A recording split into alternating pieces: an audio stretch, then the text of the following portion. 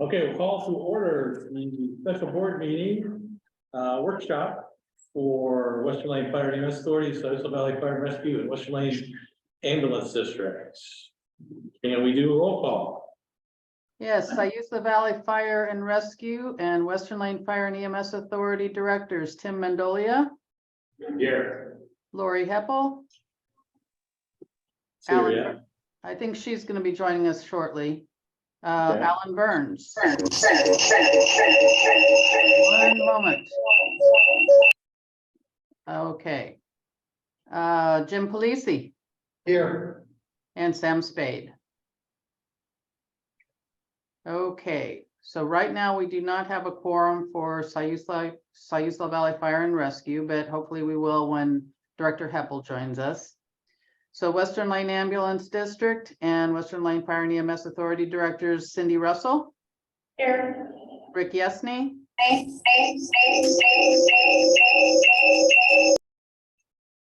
Here. Adam Holbrook, Here. Vanessa Buss, Here. and Mike Webb. Here. Do we need a quorum for a No. workshop? No, Okay. no decisions here being made. So, yeah, so we don't have a quorum for Siuslaw Valley Fire and Rescue at the moment. But that's fine. I think we do. We do for Wolf. No, we don't. No, you don't. We don't for Wlfea, but we do for Western Lane Ambulance District. That's okay. This is just information meeting only. Okay. If I can share my screen.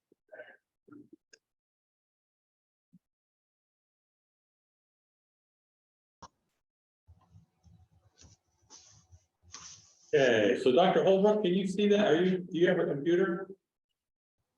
I can see it. I'm on my phone. Okay, good. Okay. Well, thanks everybody for coming to these workshops. We're doing one tonight, one next week. I figured 4 hours in an evening would be a little bit too much, so we split it up. We want to look at our strategic plan.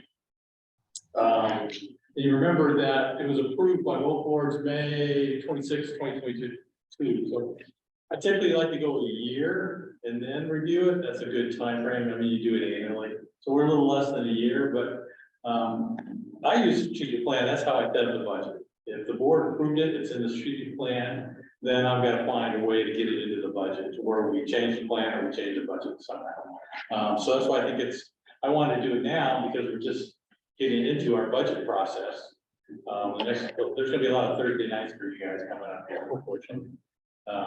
That's why you get paid the big bucks. Well, if you remember, we did it with Lane Council of Government. Elcott came over and they did the focus groups and they put together a pretty good report. Typically, you can see in a strategic plan, you'll see like a station feasibility analysis or standard cover analysis. We didn't do that. That's something that we do have to accomplish. We'll talk about it. And that was part of some of the goals and objectives in the strategic plan. So this is sort of like a condensed strategic plan. So if you remember, if you read the strategic plan, we sent that out, but it's got the 5 main areas: operations, administration, funding, community outreach and education, consolidation and merger. And when you're looking at this plan and if you were from the outside, you saw consolidation, if you saw merger, what would you think? Merging with maybe another fire department upriver or something like that.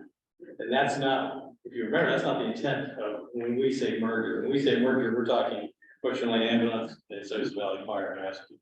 So I think there's been some misunderstandings upriver. They see this word merger and they think that it impacts them, but it doesn't. Excuse me. So we'll go over those 5 areas, and then we color coded it.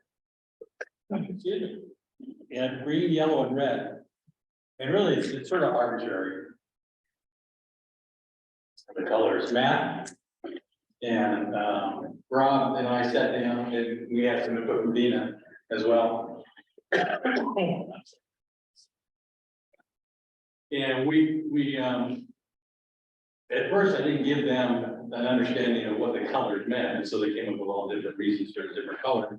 Then we decided on this, it's green, and the objective is on track, or it's been completed, and we do have some that have been completed. Yellow is behind schedule, and that's not necessarily a bad thing, it's just that, you know, maybe we said it's gonna take a year, but maybe it's gonna take 2 years, and that's just the way things happen sometimes. And red, again, that's not bad, it means it hasn't been started, but it could be a multi-year project, we just haven't gotten started.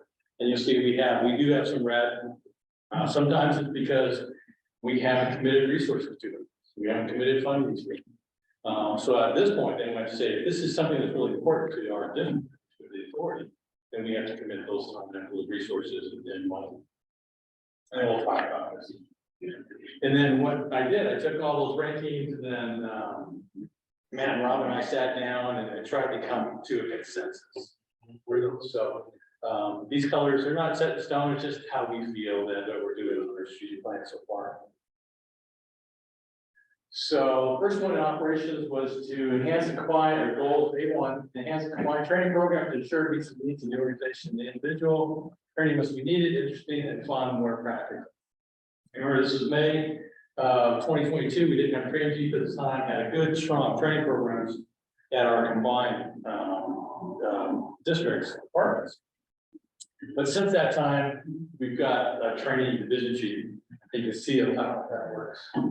So, we've got responsible person there is training division chief. So Rob's had 6 months, 5 months to keep going on these objectives. He does a fantastic job. We'll see a lot of green where it comes from when it has to do with training. Like I said, we had 2 strong training programs and we continue that. So evaluate current training curriculum and schedule. We've got the year mapped out. We've been, sending it to our district partners upriver, Mapleton and Swiss Home Deadwood, and even reaching out to our Coos County, Douglas County neighbors to come up, but they've come up for some of our calls. So that's ongoing. And that, we had a time frame and within a year to accomplish that goal, but that's going to be a continuing goal. We want to continue having that training schedule. Second one, establish and strengthen the training plan for combined organization, which includes custom plans for individuals. And we're still working on the custom plans. We've got custom direction for people, but then getting them to do that or allowing them to do that, providing the funding. For example, if somebody wants to go to specific leadership classes, make sure the classes are available, make sure that we can fund those and they have the opportunity to do that. It fits in within our overall mission. So again, it's going well. This third one we've got QA, QI. I had it as green. I think Rob had it as yellow and Matt had it as red. So that's one of those kind of where we were looking at different things. I think QA, QI to me, it's, we're reviewing our calls. How are we doing? Are we doing the right things at the right times with the right people? And I thought we were doing great.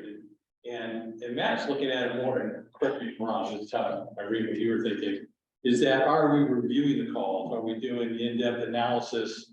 The call reviews on the difficult calls, not every call.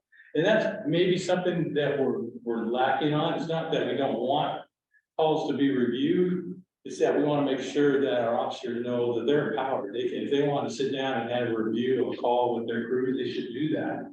And we'll support that 100% if we have to bring in, coverage so they can sit down on the tough calls. So we're working on that. And I think we have a desire to accomplish it. And I think we're going in the right direction. That paraphrase that. Yeah, if I back it down to yellow, if we do have a QA, it's having there. Yeah, once we talk about it, yeah. And some of that was also like tracking individual statistics on procedures that didn't deal with I think it's certain timelines for wondering and will be how fast, it's all stuff that tracking it diligently. So again, this is one, it's yellow, but that's not a bad thing. You see, we're trying, we're still finding out what we need to do on that. So that's good. So director input questions at any time. This is for you. This is for you guys to ask questions or to be comfortable with the strategic plan. the direction we're going. Create and maintain a training committee to survey membership to know new training methods, status each member's training and determine individual and group needs. We don't really have a, and fill in blanks here, we don't really have a training committee. We get a lot of input. People say they'd like to take this training and things like that. I'm not sure that's exactly what we meant when we first started this, the strategic plan process. I think we're in a good place though, as far as training goes, and I've said it many times that Rob's had, just a couple of months and working with Kyle. We do have a committee. We don't meet probably, like once a month, say like all the officers. So it's like an ad hoc. But yeah, but they're the same players, that we've had, and there is a process for retraining. It's not just like, usually it goes to, if it's Inspire based, Kyle has to sign off on it, and their officer has to sign off, and then sign off. Right, I mean, there's a process for that too. It's not just we're going to this training next year, right? So this is one of those good news, bad news things, where sort of training is really coming along, but that gets very expensive. When you get a lot of training, you have to pay for that, so. I expect our training budget request to be pretty high this next time. So quick question on the one that's yellow. So do we have, what you said you do we have established metrics that's gonna address this? I heard that we're actually tracking. Actually, I tested for the EMS chief job, and they wanted us to propose a plan on the paper, and I did it on CQI, QA, and submitted it, and we actually used it. We also have some staff that voiced that they actually want to be more involved with QA, that would help out as well in that division. So we just have it, we do some things, really our formal QA is informal and formal after action reviews after certain incidents. And then also our case reviews, but not really getting down more into the things we really should be, like Rob said, what's our IV statistics graph, and our innovation statistics out, what's our door time, meaning from time to tap out to time out to shoot. A couple shoot times, anything at all she wanted. Oh, it's recorded. Hi. Is that working? Hello.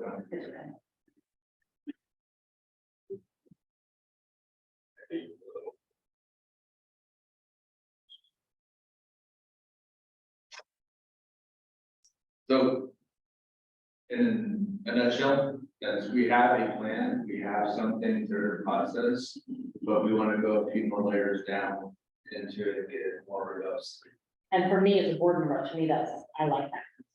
Sharing knowledge and where we're really at the foundational levels. Yeah, like, especially we do in CQI, QA plan, there is matrix, and it's like, if we go on the chest pain call, we want to have 12 weeks, 60 seconds to be on stage. After the 12, we also want to have committed on stage. Those are the things that are Thank you. Part of that too is, having something on the fire statute that we really follow. I mean, we have, time scale, whatnot, but implementing that, making that a little bit better firewise too. That just nice. What about the training? Do we have a limit that each person, each employee can spend per year? And then you would know what to budget for, and then, like, say, by the time they reach 9 months into the year, maybe I haven't used any education, but Rick wants to use more, then you can take from my bank. Yes and no, we don't provide it per person, but we'll say,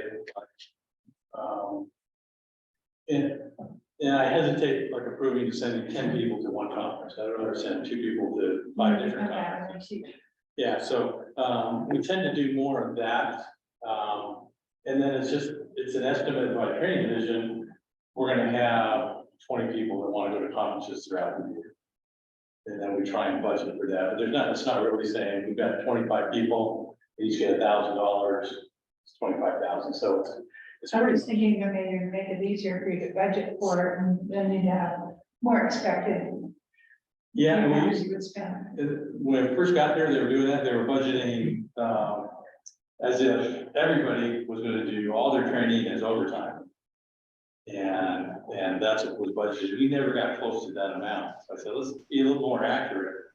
Maybe we put money elsewhere. So if we came to, last 3 months and we're running out of money, then we would have to say, okay, either we can't do training anymore because, we've overspent our budget, or where else can we get money from? And we're always open to do that. Okay. But I mean, training's really good about bringing in outside instructors, so we don't have to send people out. And that's where we always look to try to save some money. Good questions. So A2, develop and implement an effective plan for the recruitment, retention, and reserve. And whenever you see reserve, it's going to be yellow, if not red. I mean, that's something that we probably, that's probably something that in the United States, there's just a big vacuum now, finding reserve. It's not a Florence problem. It's a USA problem. Every conference we go to, whether SDAO or Northwest Leadership or the fire chiefs, you guys have enough volunteers? Where are you getting your volunteers? Nobody knows where they are. Nobody knows how to get them, how to keep them. It's something that's been gradually happening. When I started 30 years ago as a volunteer, it was the same thing. We just don't have the volunteers we used to have. So we've been trying, and we're thinking of some maybe some novel ways to go back to our residency program. One problem is that instead of volunteering, they can come be a part-time firefighter with us.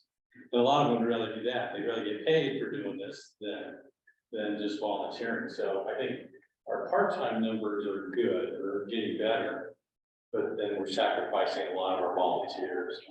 And typically the volunteers that we have, older, they've been here for a while. They don't want to do it for a living. They just want to come on calls if they have a chance. But again, when your average age is over 60 or 65 here in Florence, it's tough to find a pool of willing volunteers. So doesn't mean it's important. It's not important. It really is important. It's nice to have those backup numbers when we have larger calls or we need help. So we're still working with around. I got a question. Sure. What's the status of the bill in Salem tax credit? I think I was supposed to be voting on this week or next week. There's a bill, I think it's $1,000 tax credit for volunteer firefighters or EMS. And I think I just did my taxes last night. There was a question about, are you a volunteer firefighter or EMS provider in a rural area? And there was, I don't know what kind of, I didn't say yes, because I think there's some tax credit there, but I know there's another bill. And I think it was $1,000 tax credit. It's not in that vicinity, yeah, but there were, believe it or not, people have. Which. Yeah, I mean, it's, yeah, I mean, I think conservatives tend to be against that. I mean, you're giving a tax break, but I don't know the status, but it was supposed to be voted on, I think. Is there an opportunity, and this is maybe a long shot, I completely out of line, but we have a great health occupations at the high school. Is there a way that we could maybe work with Sarah Mann at the high school to integrate some kind of training that would have your older group of kids kind of, not everybody's gonna leave town. We've talked about that. We've already talked about it. We're doing the CPR for Sarah. Okay. And so, yeah, we have the talk to the people, yeah, get a program there. Well, we've been all of it. 5-6 years. Danny was going in there, she was on shift and teaching part of something that's basically first aid, and not just CPR, but more like this is what we do. Then they would actually come do their time with us and making their clinical time and ride with them, go to the ER. We still are. Nice. But last 2 years, we had this thing called COVID running around. And it's weird. I know these guys get tired of this story, but up in Washington, we had in the high school, it was firefighter academy was their class. They would come 3 hours every day during the week. And at the end of it, it was just juniors and seniors. At the end of it, they were certified as firefighters, and hazmat. We didn't do EMT, you had to be 18 to get Is our school interested in something that's? I don't know. I would be happy to do that. It's always a cost. The school would pay us to do that, which was nice. So I really hear grant funding for 21st century grant money. and we didn't get a lot of good volunteers out of it, maybe 1 or 2 a class, but still, that's 1 or 2 that would not get away. We also talked about bringing back like Explorer program. But the insurance for that was funded through, was it Wlfea, I believe?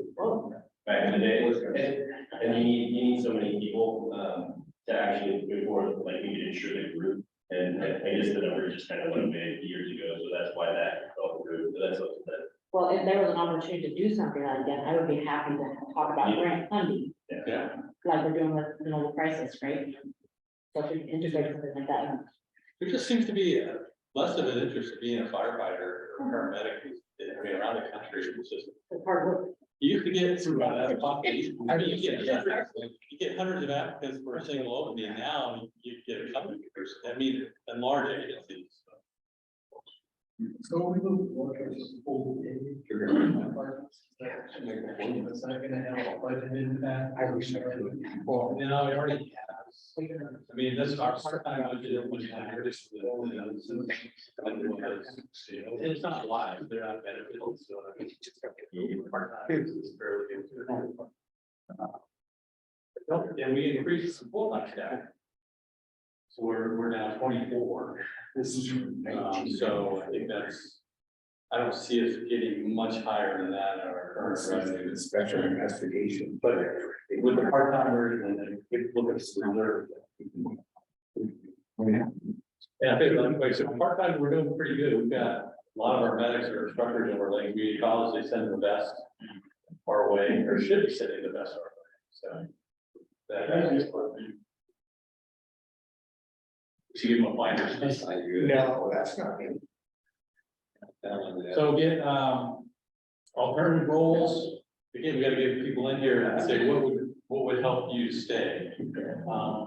A lot of times when people say alternative roles, it's like, okay, bring in somebody that's retired and have them drive a water tanker. It's 30. But that's an extremely heavy vehicle that I want somebody that's trained, that routinely trains on driving that vehicle, so I've always been against that. But, I mean, alternative roles, we gotta think about. I mean, before, it was just easier just to have firefighters that are EMTs. Now, I think, yeah, we have to be maybe a little bit looking at different options for people. So you're saying strictly being an operator, Yeah, I mean, it's something we talk about. just a water tank, Yeah, not an engine, not the truck. so are they gonna be, I mean, and that's, we have maybe 10 calls a year that we need a water tender. They have to be physically fit. That be physically fit, are they gonna be listening to their pager, 365 days for that? One or two calls that they might be available, it's tough. Yeah. It is tough, yeah. So our internal recruitment and retention committee, we do have a firefighter assigned to that. He's currently in paramedic school as well, so, I mean, he's being pulled a lot of different directions, so not really active right now. Min-max reserve levels for the fire and EMS, I mean, we're way below those absolutely that we'd like to have. And identify effective means of contacting potential target pools in the community. We'll talk about social media coming up. I think we're doing better on social media and getting that word out. But again, there's just not a big pool that we're missing here in Corinth that I know of. Well, I think having a part-time with instructor for those who see is your biggest. Yes. And we're starting to get a relationship with SWAT as well. The other org, they're starting programs. A2 continue, utilize technology and strategies, from the community outreach and education initiative, including social media. And like I said, our social media efforts, I think, are going in the right direction. We're not where we want to be or need to be. But I think we're definitely getting the word out there. Partnerships with local, state, and national organizations, and we're talking a lot with our peer organizations and other organizations. This really is, it's a national problem. Alternative roles and responsibilities, again, we talked about the issues with that. Implement ongoing recommendations of the recruitment and retention committee. I think the big ones were looking at the residency program, looking at the Explorer program. What else did they come up with? Like those are the big ones. There may be more at the high school, more interaction. We could get the ones that I know, that try to work draw pull from. Yeah.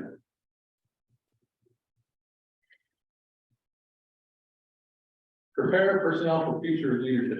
So create a formal officer development program to identify and develop certain people with the potential to fill key leadership positions within both fire and EMS operations. And that's another thing that, although I was put as the responsible person there, I like to give training and operations more credit for that. I think we did, we came up with lieutenant and captain task books, which combined fire and EMS responsibilities. We had task books before, but it was pretty much focused fire or EMS. I would say, well, one agency we need our officers to be able to do both. I think that's gone really well. In fact, we had 11 candidates for an open lieutenant position, one open lieutenant position. When you're talking for 24 people and 11 are applying for your officer position, I think that's fantastic. Now we have a good list for that. And then A4, provide a comprehensive career development plan for career and reserve members. And that goes back to the task books again. We've got these task books. There are suggestions. I mean, it's not specific. You don't have 10 steps and that's the only steps. There's a couple options in some of the steps. I mean, we want everybody to be competent as a firefighter. We want everybody to be competent in EMS, either EMT or paramedic level. But then there's some leadership paths that you can take, different paths that you can take. I think that's going really well. And I've got yellow there, develop personalized training plan with options for all team members. I think it's there. We're just seeing the result now. And I think it's going to be well received. I think it's well received. I think it's going to lead to better leaders for our agency. It's just, we're just early in the process. A succession plan for supervisor and then future mid-level manager positions. Again, that goes back to the task books. And the lieutenant testing we did, where we had the 11 candidates, we only hired one or more than one. And then the other 10 are considered able to act as acting officers. So that's our acting officer list. They still have to complete the lieutenant task book, but then they're able to act. They're able to develop their officer skills, leadership skills. And I think, the next time we do this testing process, I think they're going to be better candidates. Did I say? Yeah, so the task books, and then we had so the same reason we had the candidates. So that's our development process for hiring supervisor. Training for supervisors to function at a higher level position. So our lieutenants now are qualified to act as captains. We have the captain task book one, and you can skip the lieutenant task book and go to the captain task book, although some of the qualifications are the same. So now we're just getting people developing as captains for that. So we have the captains and then at one station, lieutenant, the other station, each shift. Field training officer program. Okay, was that on the medical side or is that, I don't remember. You remember? Both.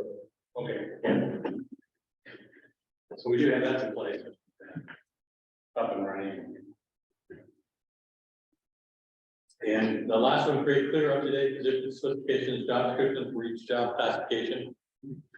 And so it's ongoing. We're doing that. We've been updating job descriptions as we're doing the hiring process. So we have updated that. We have updated captain. We had to create a new logistics captain job description.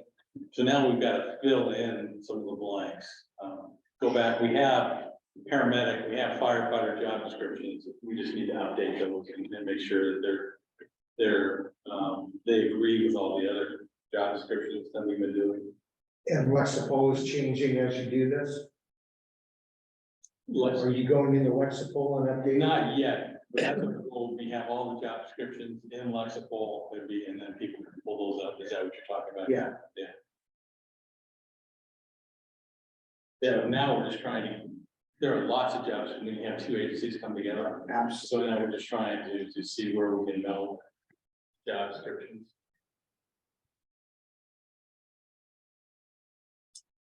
Okay, they said integrate technology to enhance emergency and support operations.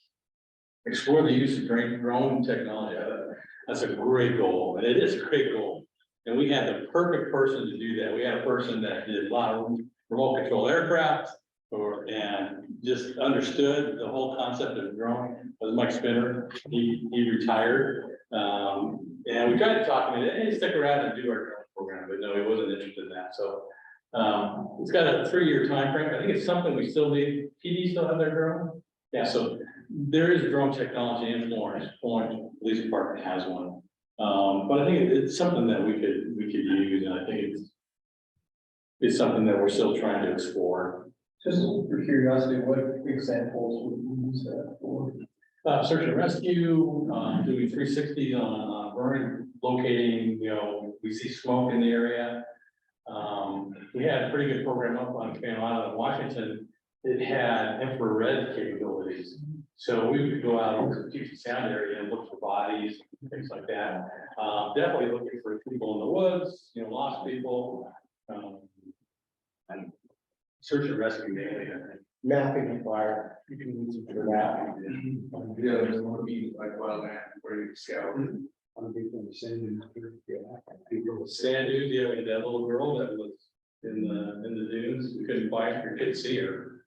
That would have been perfect to have. Then it brought their, Yeah, the hell of the Coast Guard came into the shutdown on operations. yeah, Coast Guard there was a conflict there. Yeah, part of the Germans. So A7, wildland firefighting has become a priority to ensure our fire protection and forest fire. By the end of the year one, the planning period staff present list recommendations to the board of directors that identifies what steps need to be taken. Better prepare our district for an internal configuration. And I don't think we've made some progress. I don't know if we're ever going to be to the point where we're going to be able to handle a complex situation by ourselves. And that's not what this goal means, of course. We do have people that are trained wildland firefighter. We encourage them to increase their training levels, certification levels. I don't know that we can ever be. We can't be everything for every situation. I mean, we have rope rescue, which we're putting a lot of emphasis on. I think we'll probably have more rope rescue calls than we will large wildland fires. Doesn't mean that wildland fires aren't important, they are. But we have ODF, for backup, we have our mutual aid partners. So it's something we're still looking with. I know ODF had some personnel changes, so they're starting to ramp back up, but we are working with them. Is that word right to use it as internal conflagration? Because that almost sounds like fire within the house rather than. I read it as within our district boundaries, but If that's, yeah, you're understanding. it's easy to change. I mean, you guys have the absolute right to change whatever. But yeah, that terminology, yeah, I'll blame that on you. So again, it's something that's important. It's something that we do have a lot of people interested in wildland firefighting, so. I mean, we encourage the training and we deploy them. It's a good money maker for the district, so. Chief, what is the status of the fire marshal recruitment? Fire marshal recruitment Yeah. is, certainly it's at a standstill. Internally, maybe at a standstill. So, and I've got some things I'm thinking. We can certainly talk about that on the side, but it's not, and you'll see coming up, we have some holes because of that. Yeah, absolutely. Thank you. Ready to bring you out of retirement. No.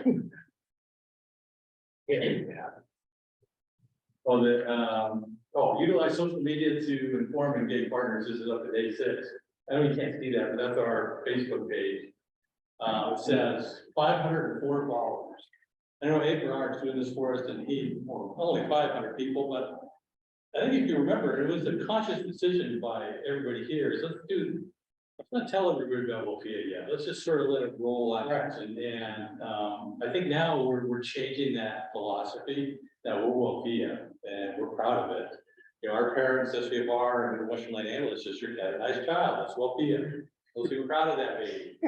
So I think 504 followers, 410 likes. I think that's pretty good. I think we're going in the right direction. I'm not a Facebook person, but that was just a picture of the phone. So hopefully all of you were following our Facebook page. Sure. And then, yeah, so that's fire marshal is responsible. I think, of course, we don't have a fire marshal right now. Tony did a lot of that. He had a lot of interest. Tony Miller, who was our fire marshal. So again, it's just, it's a big gap for us. So go to administration, establish and maintain a strategic planning document. It's a living document through adoption, proper implementation, and ongoing utilization. Boards adopted in May, fantastic. Review and discuss the intent and content of the plan. I pretty much do that on an ongoing basis. And we do these formal reviews once a year, but informally, I mean, staff and I work, I mean, that's our Bible, that's our marching orders, that's what we use. That's what's used for our organizational decision making. I think we're doing good on that part. Now, on the other hand, developing a standard recovery. So standard recovery is what an agency uses to, you write down what's your, how you're going to respond, where you're going to respond, how quickly you're going to respond, why you're responding. So I mean, you set your response times, and we do that, but it's something that should be revisited. It should be formally documented. So you have that. So are you meeting what you've set as a standard for your agency? And we have it. The reason we have it is that I know you see deputy chief there is responsible. I haven't given them the resources and I haven't given them the time to do that, but we've talked about it. There are agencies, and you look at that second from the bottom, budget necessary funds to hire expertise to assist in the development of the SOC and deployment plan. I think that's the direction we should go. There's agencies that do that. We just have to get prices. If we had something like that in place as is now and as merged, or We have little bits and pieces. I mean, we have response times and guidelines. But it's more, I would like to have it more tied in with the facility analysis. I mean, we need a station here staff to give this response time. We need so many people here. So you'll get calls now, where your calls falling in. Are you staffed properly to handle those calls? So bigger than what we have now, more in depth than what we have now. It also links to the digital solve risk hazard and how you mitigate those all hazards. So we have a train going through our, but it's not really a high concern if it's derailing versus a wild animal on a peace plan day is a high concern. Let's start cascading events of concern, but relatively a low threshold. When it happens, it's gonna be a bad day, you know that. That's also what that standard is. It gives a big synopsis of what the district is all about, what we try to do and accomplish as well. If we had a hazmat team, that would be in there. Our expectation, our road team would be in there. Another example of what we can provide to our services or be response team. So everything we do, how we do it, when we do it, where we do it. And I got the deputy chief responsible there, but really falls on me. It's my responsibility to budget. So I don't want you to think that just because deputy chief is listed, he's falling behind, he's not. Development emergency operations plan association with West Land emergency operations group. It really that could be read, easily read. There hasn't, but it was interesting. I was talking to Megan Mesmer, who's lead of Wlfea, the Western Lane Emergency Operations Group, and they're looking to hire somebody to do the emergency operations plan. I knew they hired somebody before, Jim Yao, who we've now hired, but the plan is just not going anywhere. We really need to have a plan in place for Western Lane County. Even the original plan developed was contracted out to Stacy Burke. Yeah. So I think she mentioned on Wednesday morning, I meet every other week with city personnel, and they're looking to hire somebody to do that. And I think that's an excellent move. And then that goes with B4 as well. We're not at a county level, Western Lane County level. There's not good plans in place. I mean, it's a big open danger area for us. And I'm glad to see the city now at least recognizes that as well. We do work with the county patients, Wlfea, the county office of emergency management manager. So we do have connections there, but again, we're sort of the stepchild here that they don't like to talk about, I think, a lot. Collect data and make appropriate changes positively affecting organization's ISO, that's Insurance Services Office rating. Well, that's an organization that exists only to rate the fire departments. That's the only thing they do, that's the only thing they make money on. And they give a rating, and we are, no, we can't see it. SCFAR has a 4/10 rating, which means if you're in the insurance companies use this. So I wish John Murphy was here, he could explain this better than I could. So if you're in an area that's class 4, that means your homeowner's insurance would be at such a level. If you're class 10 and we're a 4/10, that means your insurance is going to be higher for an equivalent house.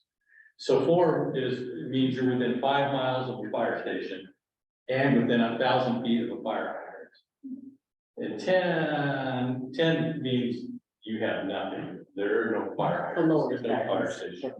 Yeah, so, so the last rating was on May 1st, 2017. Typically, they come every 10 years, 10-ish years. So that's why we have the 5-year time frame. The reason I don't like it, but I think we're gonna do much better. We're at 4 now. I think easily we can go to. You can get a 3. Easily to a 3, if not a 2. I think we'll be borderline 2, 3. So they look at staffing, and our staffing's gone from 3 daytime people to 24/7 coverage. They look at training, all those training hours they look at. They look at how often you inspect buildings, and we're just getting an inspection program up and running. Water is huge. And that's, you should be testing, hydrants should be tested every year. We do some of that, but you have the documentation of that. So they look at all that. They look at the equipment you have, and it's not a esoteric equipment that, you know, you read about in an old firefighter book that nobody ever uses, nobody knows what it's for, but you get 10 points for it if it's on. Can I speak on that? Oh, yeah. Having going through probably a dozen ISOs in my career. Yeah. The best thing that we can do regarding water is to put pressure on the water districts. That's their system, their hydrants, let them be responsible. It's not the fire department, we don't know that, we just use it. Because they are real, unfortunately, some water districts, they don't really care about ISO. Well, we do. And so what we can do, and this is what I did prior, is that when I knew ISO was coming out, we had to sit down with all the water districts and said, we need your plans, we need to see this because ISO is going to ask for it, and those are your systems. And we put them on notice. We let them know, hey, if we go south in the water, it's because of you folks not doing this. It's not our responsibility. And I think we're headed that direction. Like Sky's working, or wants to work on a program where we actually map where the hydrants are. We don't have. Sky, they should already have that. The water district should already have that. Do it. And see water there in the process of mapping it, and I was working to work with them directly to tag every hydrant they have in their district, and then I will be, see if they have it also. And then when they do that with their hydrants, you have them put the static and residual flows of when they're tested. That's all ISO wants to see. Yeah, I don't know how often they test their hydrants. No, they should be doing them every year. Well, then we're talking about a quarter of our district that's not hydrant, which is south of the bridge. That's where we. Okay, fine. But that's why you need tender. The tenders. Yeah, you got water supply, but, so we are, I mean, we have 5 years to do this, and we absolutely are going in the right direction. I think we're gonna get so much more points for training and staff personnel. And hydrants, I think we're going in the right direction. And comms, Yeah. they're big on comms. And You just updated that too, right? ISO scored in 2017 really high verifications are good. So, yeah. Sorry to interrupt. No, that's okay. I don't have a lot of respect for ISO. I think it's a scam, but it's just something that we have to do. Well, So, Yeah, yes and no. I'm kind of with you, mixed feelings. ensure through frequent evaluation of the functional organizational structure of Wlfea is set appropriately to meet the needs of its team members and the community. Review and update the necessary roles and responsibilities for each emergency service position. We're doing that through job description updates. Not only the emergency positions, but admin staff. We've got all new job descriptions for those people as well. And the second one, job description, which ties into what we talked about before. Maintain appropriate staffing levels, including establishing and maintaining an effective ongoing process for hiring replacements to fill vacancies. I think our last couple of hiring processes, before, spent a lot of work, but then I think it worked pretty well. We've got some good people. We've got some good promotional lists right now, excellent promotional lists, as well as some good hiring lists for the next couple.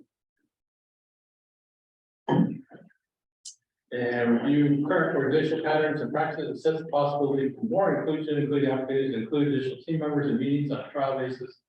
And formally review and discuss any relevant related elements of the street plan. That probably should be green. It should probably be more yellow, not because we don't want to include everybody, it's just that we have to. And I think we need to do more, get more feedback from staff. Up and down. Maintain capital improvement and capital replacement plan. That's what we're going over next. So I'm not going to spend a lot of time on this, but we'll look at the capital plan. We do have that. We do keep it up to date.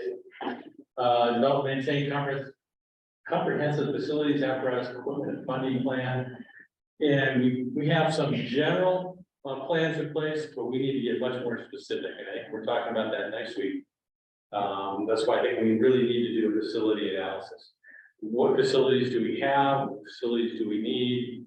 What are we going to need to do to them in the next 10, 20 years? And we've been doing a lot of that over the last couple of years. Yeah, fixing water systems in some of our rural stations, fixing septic systems, fixing the aprons, the pads out front. So we've been catching up and doing the walls here at this building, but I think we need to get bigger. I mean, we would like to possibly make this area all living quarters, because we really don't have sufficient living quarters here. But again, we'll talk about that next week. It is fine prioritize apparatus and equipment requirements. I think we feel pretty good on that, and you'll see that as part of the capital.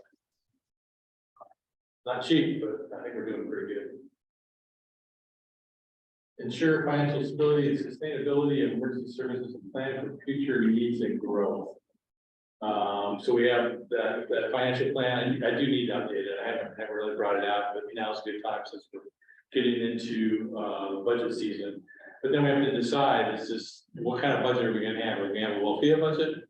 Or are we going to have a Western Land and an SBR budget? So I really think I'm going to try and talk you guys into a Wlfea budget. I think we're at the point we need to do that. But again, it's the director's call. Evaluate our revenue sources. Revenue sources, primarily property tax. That's pretty stable, goes up about a little over 3% a year. I see that continuing for a while. I don't know if you know a prediction of housing or building or. It'll flatten and drop a little bit. The way the county, it did that to us before, and levels kept going up. Which is okay, because I mean, property values here, what we collect is down here, so even when it drips down, we're still going up for a while. So the way it's structured, I think we're good. Transport revenue is a big part of our revenue stream. We had some big jumps the last couple of years. I think it may have leveled off a little bit. But I think we're gonna budget carefully around including that as revenue stream. So I think we're okay there as well. Oh, and so identify potential new revenue sources, including resources to make the MIH program more sustainable. That's about, I mean, it's an important program, very important program, very important to East Harbor. And we're still trying to get them to, They're funding 50%. I think it should be a little bit higher than that. But we're still working with them on that.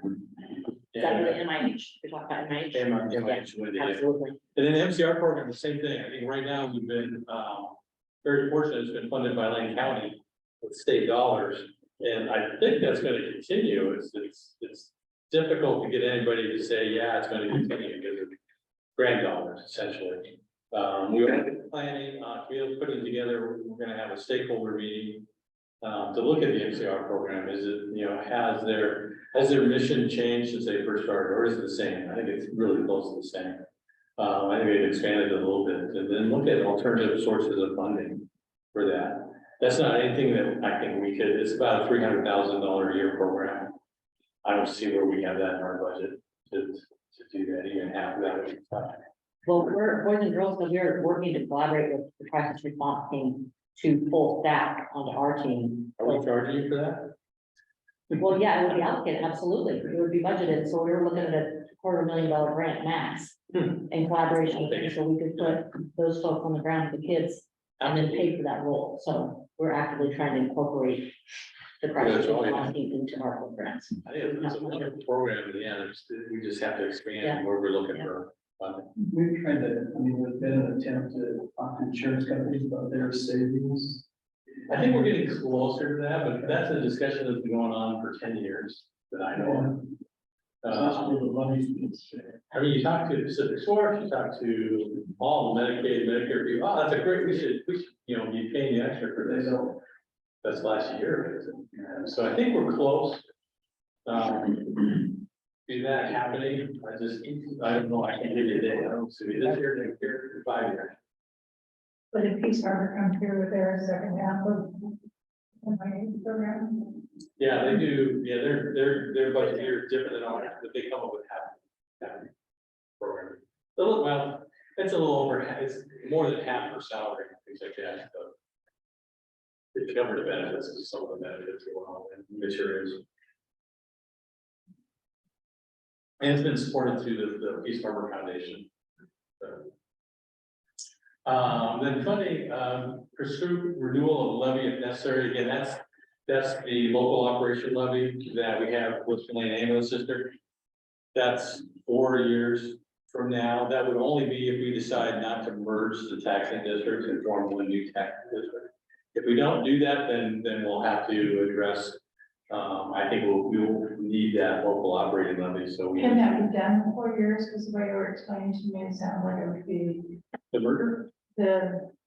the duty tax, like the taxes, one tax in district. Yeah, that's this matter of going to the voters and saying, we would like to get rid of SCFR and Western Lane Ambulance District, form a new Western Lane Fire and EMS Authority District, and establish these tax rates in these different areas. So it wouldn't be, the way I see it, it wouldn't cost anybody any different than what they're paying now.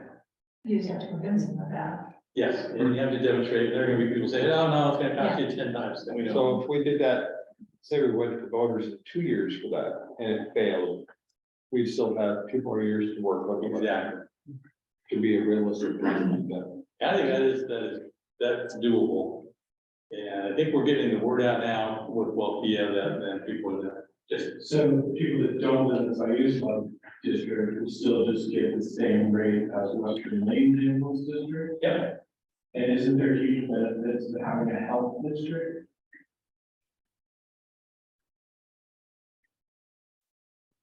Different than having a mortgage. There are benefits to having a health district. Right. Henry's talked about the eminent domain, then fire can do that as well. Okay. So, That's what I remember. yeah. And then the Valley tax health districts. I mean, you can tax. Yeah. So that would be with that. Sorry. Yeah, so if you live in the city of Florence, right now it says the Valley Fire Rescue and Western Lane Ambulance.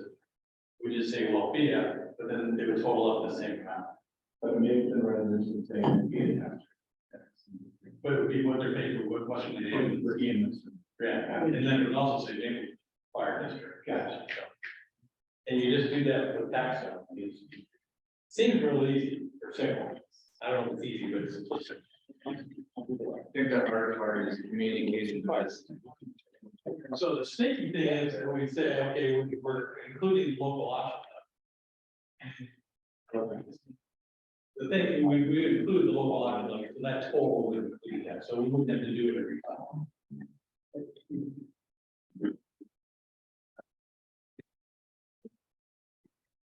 But those 2 years are gonna come quick, so we gotta think about it. Community outreach and education, develop, adopt process and policy for dissemination and awareness of formal and informal emergency services information to internal and external stakeholders. You know, I think we're getting along that line with the social media. We had a great, connection with social news, which has gone away. I don't know what's gonna happen to the newspaper now. But I mean, that was a vital source of information for us. Are they a good fire starter? They close down.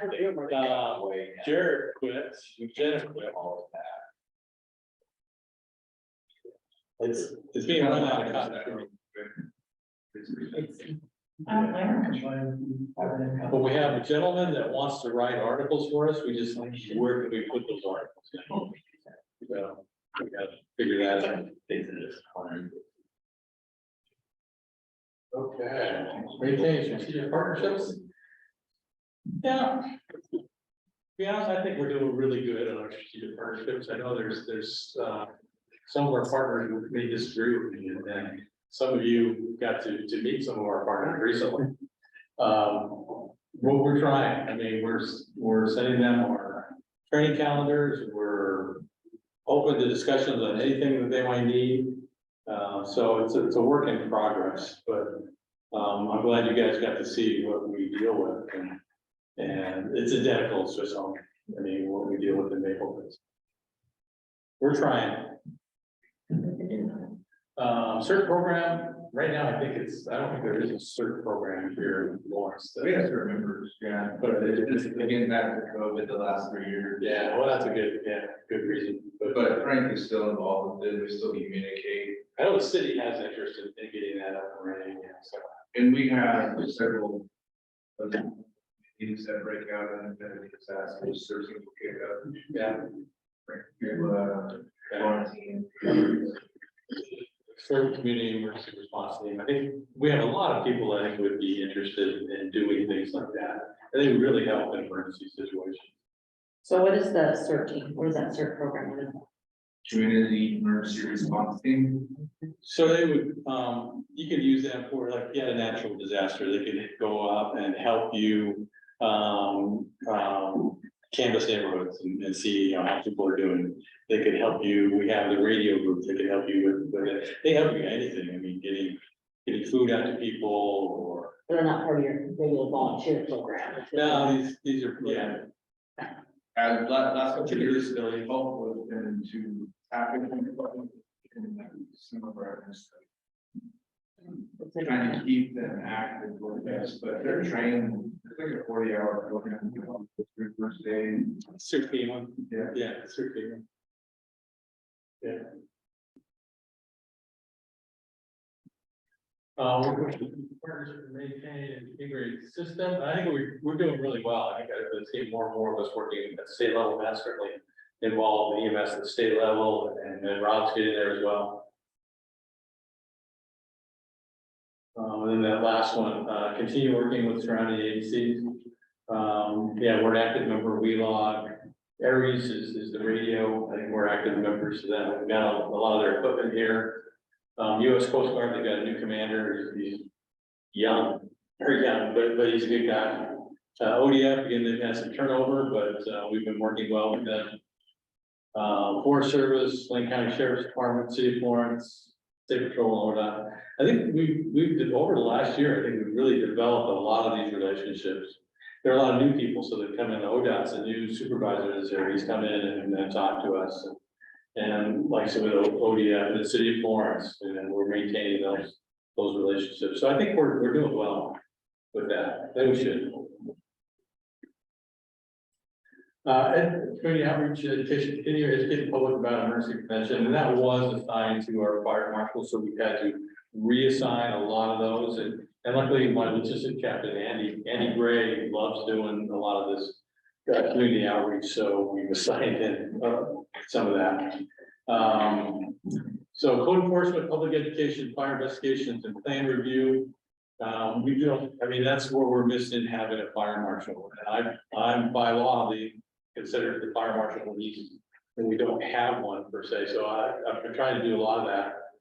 Working with our deputy state fire marshal, Christina DeShane, she's been great helping us out. So fire investigations, I do those and with the help of many people here. And then we call in Christina if we had to. We had a great example where Matt, Rob and I were out of town at this leadership conference. And then we had, Douglas County Fire Investigators were on call for us. So even though we're not strong in those areas, we've got good backup, which is nice. Identify community medical prevention needs, and Matt's on top of that with Rob. And we had a church's calls for an AED, one an AED, so we're gonna try and help them out with that. Along the lines. Yeah. How much does the AED cost? How much does an AED cost? We get, the ones that are within our district, I'll send about 1,400. That's The soccer program is interested in having something out. That's a good idea. And then you just gotta keep the pads and the batteries up. They have, shelf lives.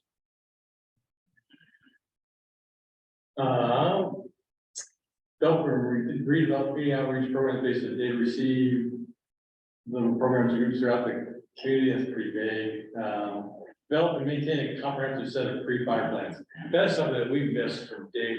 I mean, we do not have a set of pre-plans. Well, the ones we have 4 or 5 buildings, 15, 20 that were done 15 or 20 years ago. The pre-plan tells you the layout of a building. It tells you where electrical panels are. It would tell you where hydrants are in relationship to the building. If there's any hazardous materials. Tells you where a Knox box might be, who to contact in case of emergency. So this is something we needed to develop. We had a demonstration today of what Lane Fire Authority is doing. So typically when you have a pre-plan, you have a drawing of a building, then you had to go out there and do a little measuring wheel and measure the building. They've got a laser, they just turn it on and walk around the room and up pops the drawing. So and you can use it for fire investigation. So we're definitely gonna try one for a month, but our pre-plan program has to become reach a level that we need it to be in. But right now, we don't really have a pre-plan. So we're working, so we're gonna be, you'll see more in the budget about that. We definitely have to get better at that. Working with local schools and community events, again, that was our fire marshal, we did a great job. And so luckily I said Captain Gray has been doing that, but we definitely love to be involved in schools and continue on what activities we can. Then prioritize emergency services, sponsored events, and presence at community events. And then again, that's EMS week's coming up, and I think there's a lot more of the events. I think we had a present. Like the garden show this past weekend, I think he could have had a Wlfea booth there. I think they probably would have charged him. John? Oh, yeah. But I think it would have been, nice to see that. Yeah, Is the police, have a booth? No, the city did building. Trying to see them. And they had their State of the Union. Is that where they have we had a board meeting, is that where they had all the police cars and stuff? I mean, they could have done a public safety booth and had a rep from all the agencies there. Yeah, I didn't think about it until I was walking around. It was a nice garden show. And the other thing, it's not in the plan, but you might have heard about a Firewise program. That's where you can make your home safer in relationship to wildlife fires. But we have several communities that are interested in making their neighborhoods safer. And I've connected them with the state representative. And she's an ODF employee that does that. So she's gonna come talk to the environmental management committee, EMAC for the city. She's gonna come talk to Green Trees. So we are doing things along those lines for the wildland fire prevention.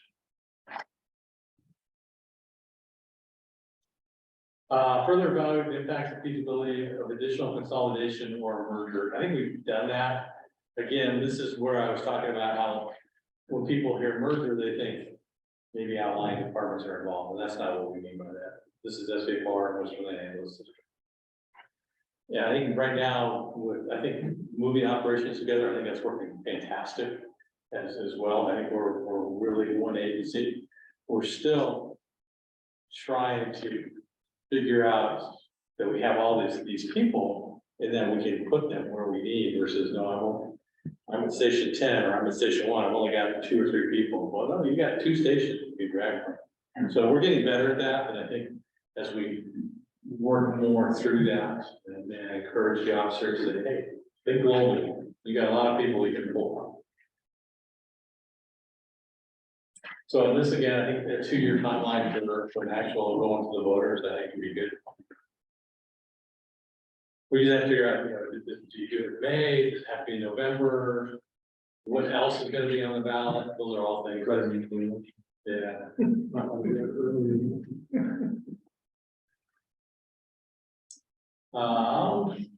Identify, track, report key measures for reducing additional consolidated operations and potential eventual merger. You remember that plan? I mean, I had the 3 phases, and we're well into phase 2 now, so that's going well. And provide a clear and understandable narrative for consolidation and merger. That's what we have to do now. Is with the blessing of the directors, and we'll say, okay, this is our method, and let's get it out there. Okay. Pretty close to time. Do you need a break, or do you want to go right into capital? Punch through the capital. Punch through capital. Are you still there, Dina? You're snoring. I'm here. Could you hear any of the comments or anything? Yeah, it's a little difficult with people sitting in the back and people turning around, but most of it's being captured. Good.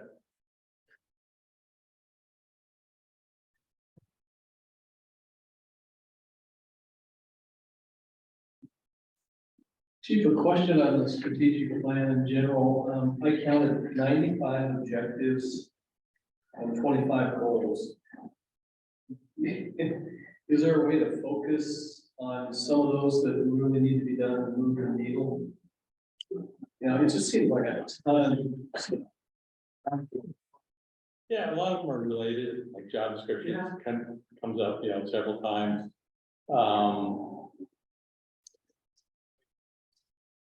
Some are being slowed down, so absolutely. I think we're prioritizing the ones that we need to prioritize. Okay. Yeah, I've got good staff, so, I mean, Rob's running with training, Matt's doing great with operations. Dina's, working with job description, all the HR related things, so, yeah, I don't know if there's anything that we need to cut out. I think it's a good plan, doable plan. And you're prioritizing what you need to. Yeah. I mean, you always get that wrench, like, fire marshal, and then Well, all the fire marshal What do you stuff. do about that? But some of it has to be done anyway, so, I mean, it's not like we can say, we're just not gonna do that, we're not gonna do fire inspections anymore, Right. or fire investigation, yeah. Although I'd like to say that, but you can't say that. Okay, so is this capital? This is capital, okay, we'll wait until Vanessa gets back. Any other questions on? Yeah.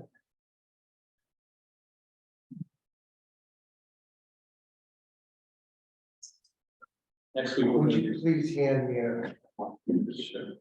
Next week, we're gonna be talking about, we'll be going over our stations, where our stations are, some pictures of them, get you guys a better idea of what we're dealing, what we have in our districts. Community. Yeah. Yeah,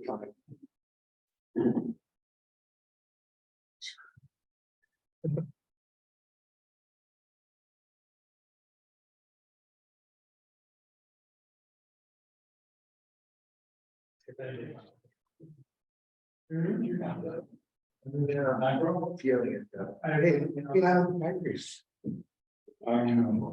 My legs are. Yeah. Nutritional, of course. I have been just quite a display. Really cool. I love the slope.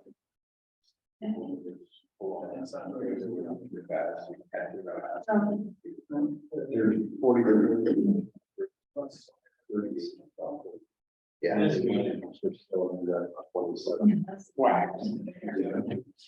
This one, I go mostly in, you climb, good. Go back over the hill.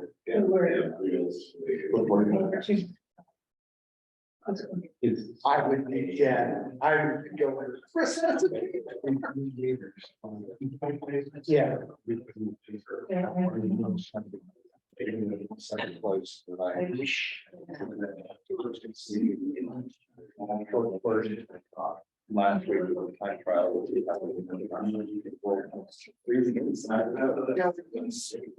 Road or these. Yeah. Wow.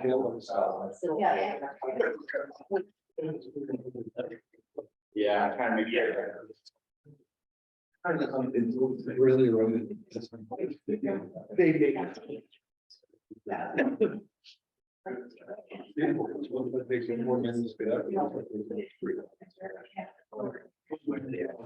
Have you figured out how many calories you burn? Yeah, it's 1,200. You chew it on a Big Mac halfway through. That big go. Double check your truck. No, it's okay.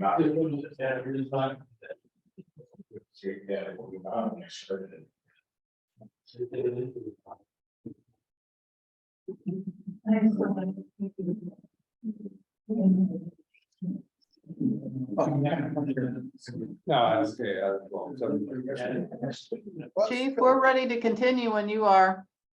There's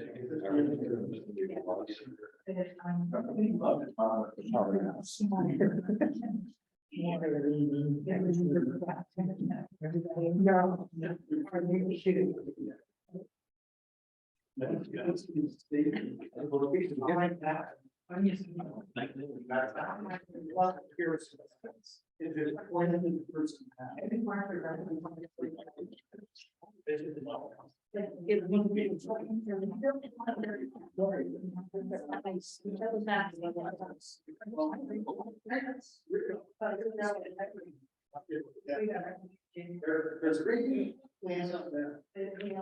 So we're gonna talk about capital now. And, we'll get down into fire and EMS, although, like I said, I consider it one budget. There'll be some terminology you may not be familiar with, like type 3 engine, water tender, aerial, type 6 engine. So when I say a type 3 engine, really it's just a fire engine. It's just your basic fire engine. Yeah, Well, that was gonna be a question when I read this, because where are the type of engines? Yeah. I know that they're due for replacement. yeah, just consider, Okay. it should say fire engine. Chief, can I interrupt? The sharing your screen is not updated to what you have on screen. Okay.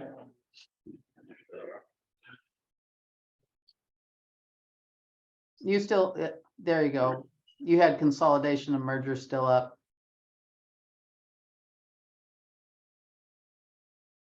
How's that look? That's better. I see pictures of fire engines. Yes, that is a fire engine, and when we say type, that's just, starting from the wildland, NWC or National Wildland, coordinating groups. They type everything to type, vehicles, people, everything. So when we say type 3 engine, just think fire engine, and I'm gonna change that just to fire engine. Those typically anywhere from, well, you can get a cheap one for 400,000. You get an expensive one for over $1 million. It's just how many bells. So those Pierces down there are pushing $1 million now. Yeah, it's crazy. And they've got, last couple of years with supply chain issues, they just skyrocketed. But typically an engine you look for, 10 to 12 years frontline life, and then 5 years as a reserve. our engines don't get used a lot, so, and we take good care of them, so we can push that a little bit. But then safety is always an issue. We want to make sure that your vehicles are safe. So that's a fire engine. Now, water tender. Those are those big things. They can carry anywhere from, well, a small tender can carry 1,000, they can carry up to 5,000 gallons of water. Sometimes they have a pump, fire pump. They can carry, and this one's got a little porta pond, that's a little weird thing on the side that, opens it up to the pond, you dump your water in, and then we can draft out of those porta ponds. So when we say water tender, that's what we're talking about. It's type 6 engines, essentially, we call them brush trucks, you'll hear a lot. Usually a truck chassis, they carry a couple 100 gallons of water. Sometimes they can get off road, they can get to where wildland fires are. I like them, they can also be used for rescue, light rescue.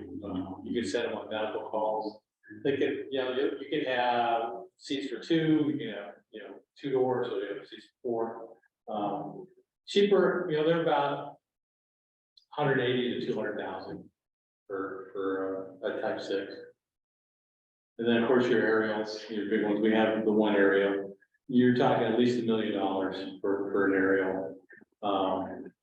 And in these capital plans, I put the cost as if we're going to just purchase it cash that year. Of course, we can finance and you can spread that out and that would change. So what year would the aerial be up for? I don't see it in my spreadsheet. It's not on there. I think we're gonna try and go past 2030 on that.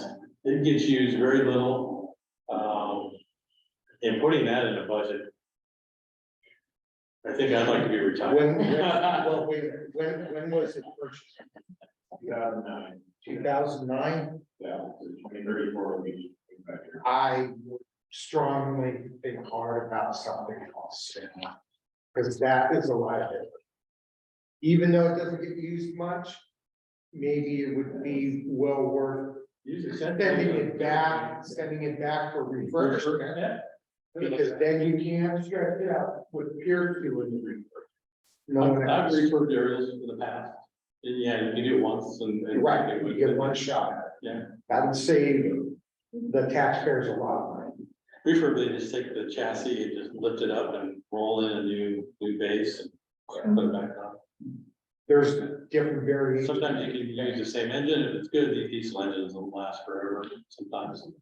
But the original maker has to do everything else. Yeah. But those are expensive, it's not on the capital plans, but I mean, it's something that, yeah, at some point it does need to be thought about.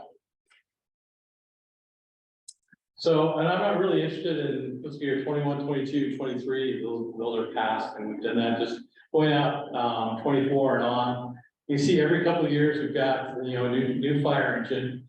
And it's not saying that a fire engine only lasts 3 years, it's just that we've got a lot of fire engines and a lot of very old fire engines. So we buy a new one, we get rid of the one at the bottom, the oldest one, the one that's in the worst shape. And then just keep recycling through those. Water tender, we got a pumper tender. We're doing pretty good right now in tender. We still have that one in 26.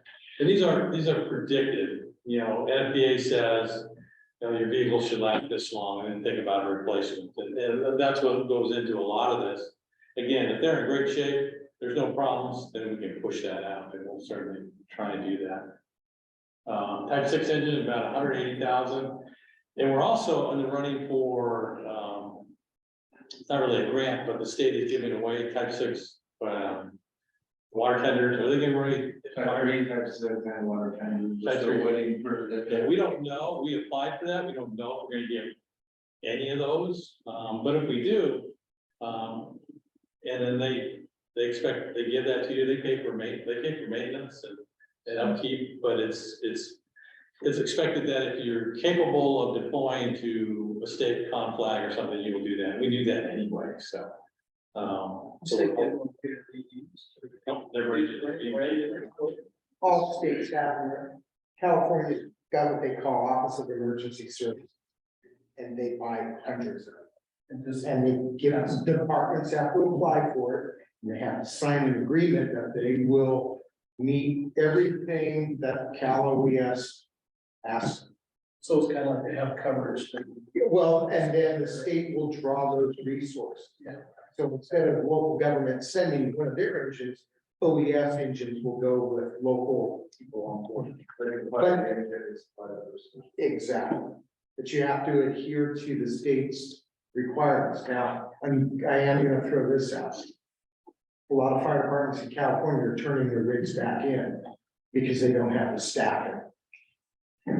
Well, I think we would use it to replace a purchase, so. Right, but you have to make that agreement with the state that you will take that, if you're using it daily, then that rig is, when it gets called by the state, it No, goes. it's pretty clear, is that if you have resources available to send.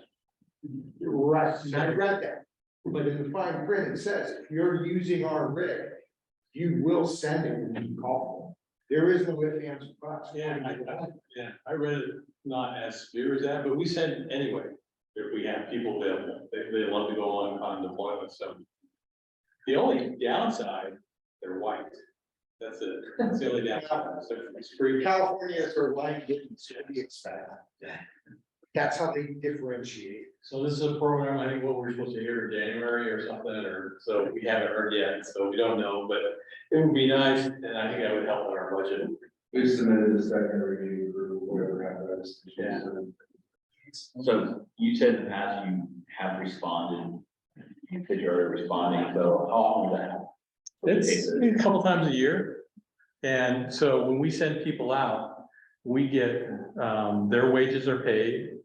And we're also paid for us to backfill those positions here. And then we also charge for the use of our vehicle. So it's anywhere from 50 to 100,000 a year that we get. But then if you take this deal, those terms don't apply. Well, yeah, it does, we still get the reimbursements for the complex.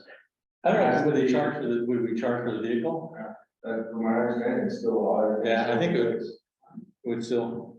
I mean, this facilities is coming from a $75 million grant, or grant, that we got from the state to move forward with this. And this is actually in process prior to 2020, now this is getting moved forward because of it, first needs to go rapid because of that. So we get about 2 or 3, how many deployments did we have last year? We have, since I've been in the position. So it's It sounds like it's not gonna add any more hardship. It's mainly fine because you're going out for 14 days. So, I mean, somebody has to be away from the family, be able to do that for 14 days, but we do have people that, I mean, they get paid a lot of money. Are they gonna allow these rigs to go out as a strike team out of state? Or are they in-state only resources? I haven't recall anything was to it, but I don't think that they would say not to do it if the event's large enough and the requirements don't. And then we get a request to come forward, that, hey, we're sending that, yes. So it'd be just like when California sent OES engines to Oregon Rest. And So it's gonna be reciprocal. We've actually done it, right down in the shore. Forever get paid. So going forward, we've got an average of 354,000 a year. Oh, I got nothing, just highlight, I got nothing for building improvements, and we need to, and that's gonna be part of our facility analysis. What do we do? You know, the last 3 years, we've actually been putting money into our buildings and fixing things that we needed to fix. And, I mean, we've got 9 stations that we have to take care of, so there's a lot of things that we need to do. And the other thing that's missing here, and Matt and I were talking about this today or yesterday, is our self-contained breathing apparatus, SCBAs. They have to be replaced every 15 years or so. One, the bottles can only be used they have to be hydro tested, they can only be used for so many years, and the technology changes so much, just almost year to year. So that's coming up probably fiscal year 25, and that's probably $400,000-500,000. Those things are really expensive. And so we'll have to, that will be in there, and there's really nothing you can, I mean, you have to do it. So, or else you stay exterior. Well, so if you get a Type 3 engine off of this giveaway and then that over That would be awesome. Yeah, there's a plan, and it just has to, everything has to fall in place. Yeah. Good. No, absolutely smart. So Chief, are there any of these stations that I know we're gonna talk about coming up that really shouldn't even be active? Are there stations that you've identified? There are stations that, Coverage can be picked up by us.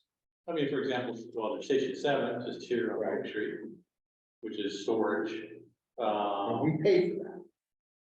Sorry. The city owns it or do we own it? No, city owns it, but we pay for upkeep and. Got it. So the district has no ownership whatsoever. Station 7 and Station 2 are owned by the city of Florence. Understood. All right, thank you. Yeah. But then I would say, like, back to your question, Station 3, we also have resident in there, so right now we don't. It's fine. Way on. Is there equipment there? Yes. Fire truck, for you? It's condensed down to. So do we need to have stations for? Yeah. That's something that we need to look at it. I mean, if you live within, I understand. 5 miles of Station 3, your insurance is lower. So if we took that station away, your insurance is gonna go up. I get that. But, I mean, if we don't have anybody operating it, that's kind of line of cheating to the insurance company, right? And we're trying to recruit back into somebody that would want to be a resident back into that. So the number of calls up there, the wouldn't justify having a fully staffed station. But it's something that we have to decide. So building improvements has to be put in there, SCBA's has to be put in there. And then, yeah, average about 354,000 a year. And personal safety is the turnouts. No, that's more like ballistic vest, overalls for like education. Turnout bunker coats and bunker gear is in a different part of the budget. Certainly could be in capital, probably should be in capital. I requested that we actually added this $10,000 per year, which is flexible. Mainly because since the last 3 years, I've had combined and offset. Oh, we need new safety vests. Oh, we need new personal flotation devices. And that's where this category we're trying to capture. So would that be page 2 of personal safety? The 5,000, 5,000, 5,000? No, that's- 2,000? And What are you talking about? Okay, I'm looking at 2. I'm looking at one that says personnel safety. That's for Western Maine. That's Go above, fire. Got it. There we go. So then the personnel safety for Western Lane, the medics, they're combined. Is that for turnouts for them? No, turnouts, bunker gear is on a completely part of the budget, not in capital. Okay. So this average $354,000, this is not including the $500,000 breathing apparatuses and not including the $1 million aerial. Correct. Is there anything else substantial that is not including? Breathing apparatus aerial and then the building improvements. Like if we did, we'd like to build an admin building across the street. Okay. What do you think that's gonna cost? 2 million, 3 million?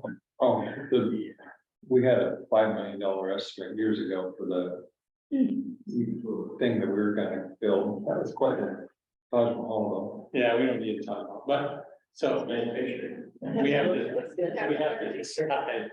We have to decide on that, yeah, and so again, these vehicles, you can lease to purchase, you can finance them, so. Yeah. This is based on, we're paying this much this year. About breathing apparatus, do you lease those out too, or? You could probably, I don't know, you might be able to, because it's so expensive now to do that, and a lot of agencies can't afford it. So these breathing apparatus, they have a shelf life. Yep. All put together. And you can sell them back, you get some, you turn them in and I guess they sell them to a the plan, knowing that's a substantial purchase for obviously a necessary need that we can't just not do. Yes, I would assume there's a plan then, knowing that this is coming around. yeah, That we stop them anyway for this type of thing. yeah, Chief and I talked about it yesterday and some today. The goal is actually to establish a like we have our apparatus committee, establishing the CPA committee, so we can evaluate this purchase. And make I thought we had another 5 years, so could really, before we had to go, we don't. That was my mistake. Does the SCBA replacement include the compressor? I think the compressor should be fine. Well, we would not have to replace the compressor, you can get it after either, So we're just talking straight. we can keep our little system, yeah. The adapters are pennies compared to the. Did we get this on an AFG before, or was that? I don't believe it's AFG. We might be, I mean, we'll put in for grants, but I could be wrong about that. What are you using now? We're using Scott, ADS developments, small.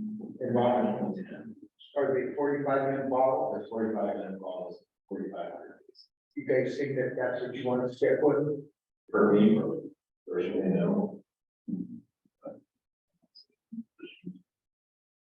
we'll evaluate, I mean. Yeah. Right, we're likely to do these. That's all. Video. The internal stakeholders that are gonna be using the equipment. And then. I mean, we can do it during some, you know. What do you do in Springfield using? Drinkers and then. Most good kind of is.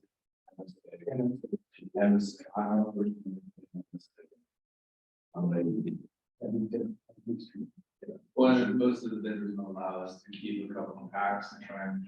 Right. Oh, That's the amount bigger. And the compressor is an hour or is It's got compressor, it's got where you can buy it after we. All the things. they're pretty standard, I mean. Yeah, it is. Build station. Gotcha. Yeah, thank you. Sure. Expensive. So yeah, so those things will be added to, we're the best place for those big purchases. Yeah. But they need to be in the capital plan, but we're brainstorming about, hey, we forgot about the SCBA's coming up in a couple of years. So that is, fire, and again, anything, we see like last year, we had the grant that's in the golden color there. We got the repeaters covered by a grant, sort of a grant. Yeah, so anything that we can cover with a grant, we will do that. Cause this stuff is expensive. So here, I mean, the fire side is really dominated by expensive vehicles. And then on the EMS side, not as expensive vehicles, but the equipment in general is expensive. So we have, you know, our ambulances, and then we're looking at both, you know, truck chassis and van chassis. So the different types of ambulances, that's where we get the different prices. I think we had two vehicles in fiscal year 23.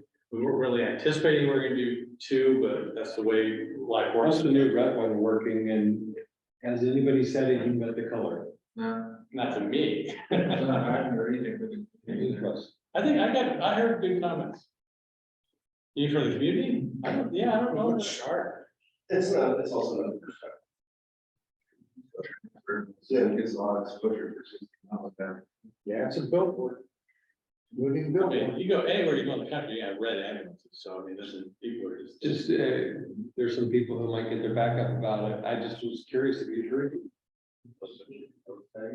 It could be red.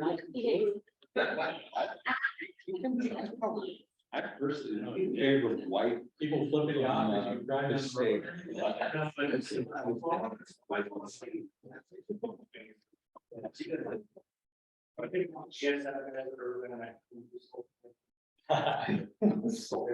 So we have, yeah, I think we have to have a standard color, it's familiar. So, but we, so ambulances don't last as long as a fire engine, because we're putting so many miles on. So that's why, I mean, we don't have as many ambulances as we have fire engines, but we have to replace them more often. That's why you see a lot of them, and prices that just jump, skyrocket. You used to be able to get like one of our transfer rates for what, 150, now it's closer to 200,000, and just in a couple of years. Do we plan on like standard every 5 or 7 years you replace, or is it depend on the rig? Right, Because so, because of miles. well, now, we don't want to replace the. It's been by design. Plus we have some versatility. We have two transfer roads that are completely different. So by design, we replace them all at once, but then we replace them with kind of, our transfer vehicle, what was it? Medic 3, which is our second newest transfer vehicle, I don't know, 100,000 miles on it, about 2 years. And sometimes you just get lemon, you just got a lot of maintenance, we just replace the transmission on the street. So 2029 or they're back years, but that's just replacing particular rigs. And that was, yeah, so I consider the transfer rigs and the first hour rig different replacement schedules, just because we put so many more miles on the transfer. But We just took the ownership of our new one today. Really? So that's, we've got it, we haven't paid for it, but we have it down at the station. So we'll get that up and running, there will probably be a service with between numbers. so I think the way I did this was, the first out rigs, we need to do it every 3 years. And the transfer rigs, well, 3 or 4 years, plan, so sometimes it bounces. Plus, we try to base some mileage for it here. Yeah. And how's the new pump tender working out? We're in training right now. No recall issues or anything? That's, we had a couple of issues with it.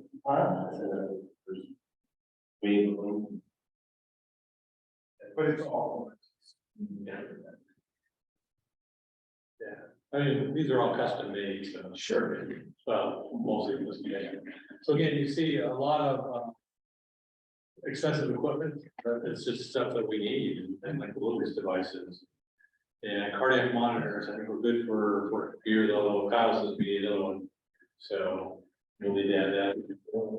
What about the ventilators? I only see them being replaced once.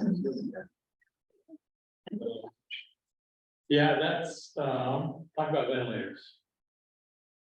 So there's a lot of new ventilators. The ventilators that we have now, they're end of life. They're nice ventilators, because they're like absolutely bulletproof. What's the lifespan of a ventilator? It goes back to use, how much you use them. We have the same ventilators that King County uses, and they use them all the time. And they replace the same style every couple of years because how much they use them. We've had these ones for, gosh, like 12 years, I think. A lot of ranges. I'm hoping we get at least 8 years now. Okay. Let's say 8 probably the lifespan. 8 to 10 more on these ones. No, So we're not locked into this. If we need to replace that. there are some, like we do, one of them is newer that we bought. There are different lifespans. I think we started off initially with 2, and then we kind of added some, but it's kind of like with our old monitors. Our old monitors work great. Everybody liked the old monitors, but they stopped making parts for them. They wouldn't service them anymore. Well, that's why I was wondering about only having the ventilators in there once in your projected capital needs. It seems like it would be like 5 years to start looking for another rollout of ventilators just to keep up with the technology and also, like you said, parts. Yeah, pretty much.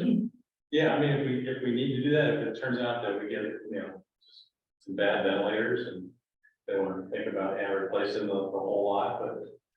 I mean, this is our best reasonable estimate, I think. That might be right. We were doing some documentation from Tom. And then they always use this forecasting closer to 1,000 year placement. Yeah, and I don't know that we need to replace the fleet. I think that we can think of that, the ones that are the most problems, the things that have the most power. I think it's This is where you have do they get all the bells and whistles or? Well, like you're looking at replacing your fiber optic intubations, looks like about every 5 years, so it just seems like ventilators would be on the same plan. not necessarily. I think the innovation is used longer than Yeah. Well, that's also adding, I mean, we just put a cement pit on the engine. Plus new ambulance, so it could be pit, Yeah, so. Some of us are like, people adding to. And the last T-Max that we bought they're the best ones on the market, the most robust. I mean, there's other agencies that are only using some of their video radioscopes like disposable, they're just garbage. so I'm hoping that my staff would give me a couple of years, leave notice that, hey, we need to, I was looking at the projection. absolutely, it's a guess. Yeah, But we get back to this, is very flexible about here, whether we could easily push the ventilators up to next year, looking at how much budget we will have 15 for next year. Not this year, coming down the following year. yeah. And I think our equipment would save the cost that long as well. Yeah. You can spread it out. Yeah, so fiscal year 25, we got a total of 15,000, this can be more than 15,000. Yeah. So we can, well, hopefully, we can stay that low, but yeah, if we need to put something in there, we certainly can. So a little bit, average need about 245,000, which is again, a little bit less, but, just it's more related to equipment, I think, the EMS side, which makes sense. Although vehicles are just, they're cheaper than a fire engine, like I said. You still have to replace them. Again, that's assuming that we're just gonna pay cash, again, when the time comes, we can certainly look at financing, and I think we're getting to the point where we probably should be looking at financing. Some more vehicles. They're getting Well, pricey. what about, you're not buying anything, that we would still put something in the budget. I think we should already do that, and then just put it in the reserve account Yeah. for vehicles. For an admin, Capital, which is, for an admin. yeah. Speaking of the admin building, has anybody tried to partner with the county? And maybe they could have a sheriff substation, they can help with the cost. That'd be great. We have to build it all ourselves. Exactly. And let the county I help. don't know if we can use the city, has a lot of empty space. I don't know. Well, I don't care about the city. I'm Yeah, just no, saying, there would and be- we outreach to the county. and We haven't yet, I mean, we have to, Hey, guess we have what? to say, yeah, we're building, and this is what it would be, you guys, absolutely. They want to be a part of We it. were looking at it, we were looking to go to the voters, asking for a ball. Yeah, that's an option. And then, yeah, how does that fit in with the merger? Well, It'd be, Yeah. you want to time it after the merger, so that. Only one bond. Yeah. One bond. Yeah, but do you have to vote on a bond, or can you just institute a bond? You have to vote on You have to vote on it, that particular one, I think in Oregon, you have to vote on it, it's yeah. general obligation bond. I thought I read that, maybe that you can just put a bond. No, we have this, we'll do something great. Okay. It'd be nice if we had that kind of power, but I think we could lunge. well, there's grants available. There are grants available for essential. Guy close your vehicle, but on a bond that the taxpayers pay back, you don't have to pull any money from your budget. Yeah. I sent chief information on the essential services grants that are available from feds. You've got that information, right? Yeah, And they're still available. yeah. And that's always an It's option. infrastructure. So the take home from our capital needs, yes. I think we're in a really good place right now. Fire department, we had to catch up with some vehicles that have been neglected for many years. But I think we caught up. Doesn't mean it's not expensive going forward, it is, but I think we're in a good place for our major purchases. SCBA, yeah, that's something that we weren't thinking about, that's gonna have to be put in there, but I think we're doing good as far as capital. And that'll be part of our budget every year, putting aside either for apparatus, some of the equipment here, or refurbishing some of our other stations. So question on the capital. Or yeah, a lot of questions, good questions. That's the wrong color. It is the wrong color, but yeah, I thought, I better put some pictures here. I should put pictures of our vehicles up there. So any questions or, I think, thank you, thanks, everybody. So we'll get a revised line item list from you, breaking down. Oh, yeah, Okay. it'll be part of the budget process. We're here again next Thursday, is that what you said? Yeah, to, talk about, I think station feasibility. Give you guys a better idea of what we have in the district. Yeah. And is, Oh, my fire. Yeah. Sometimes. Okay. Yeah, so, Like I say, you can get that up. You do this while there's something, right?